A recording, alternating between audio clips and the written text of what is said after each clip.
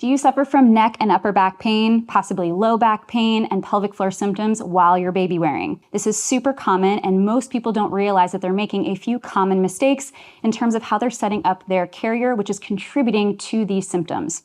I'm regularly going over these things with my patients in my office as a pelvic floor physical therapist who supports a lot of moms postpartum.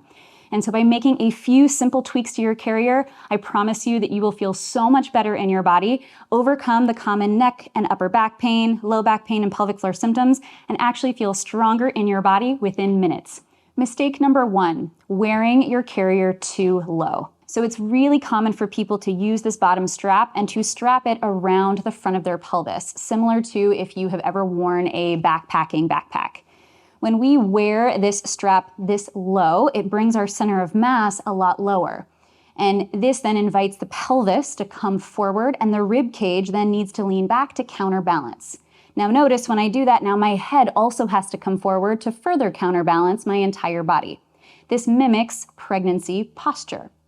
Now, when I'm here in this position and then adding the load of my baby, over time, this is going to create a lot of neck and upper back discomfort, low back pain, as well as overloading my pelvic floor. So first tip that you want to do is take your base strap here, and I actually want you to adjust it so that you are wearing it more on top of your pelvis, so that your pelvis is sitting right underneath it and serving like a shelf for that bottom strap. This is going to bring baby up, which is now going to invite my rib cage and pelvis to stack right on top of each other, which is going to engage my core muscles more effectively to take the load off of my neck, my upper back, and my low back and my pelvic floor. Hey mama, are you feeling confused and overwhelmed about how to feel strong again in your body after having your baby? Know that you are so not alone. That's why I created a return to exercise strength program to help give you a plan to follow so that you can return to exercise with confidence. Be sure to check out the link in the description below for more details. Mistake number 2, the support strap across my mid back here, having it too low. We want to bring it up higher. So this again will support the straps and support baby up higher on my torso for more optimal alignment. So in doing this, that's going to help distribute the load across our entire body more effectively, which will then decrease neck pain and upper back pain as a result.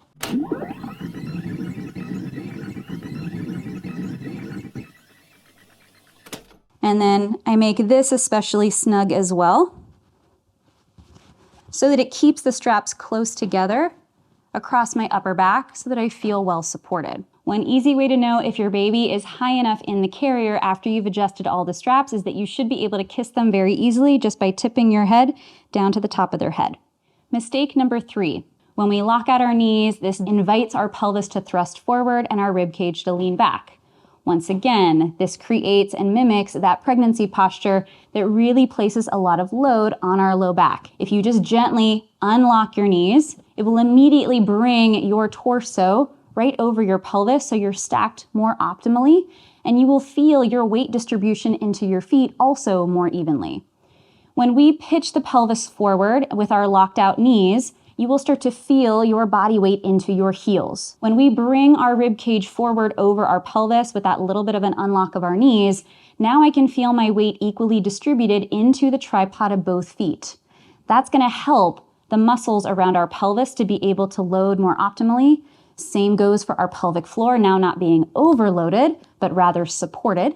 And this will also invite the abdominal muscles and the spinal muscles to support around the torso most optimally. Another helpful option while you are standing is, instead of always having your feet in parallel right underneath you, is to actually take a staggered stance. When we take a staggered stance like this, it actually invites our rib cage to stay on top of our pelvis more evenly. This is going to again help offload our low back and our neck and support our pelvic floor most optimally. So again, if I go to the side, you can kind of see me here. If I'm in this staggered stance, if I go to lean back, I can't lean back as far, which is going to help decrease a lot of unnecessary loading on my low back. But it really helps to invite a little bit more of this kind of rocking back and forth. Just be sure to switch up your feet periodically so that you can balance that workload on each side of your body.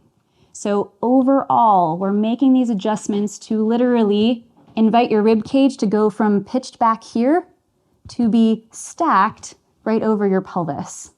This is what allows our entire core team of muscles to support our body most optimally for carrying and loading, and also is going to resolve that back pain and pelvic floor symptoms that you're experiencing. So I encourage you to make these adjustments and then actually check yourself in a mirror.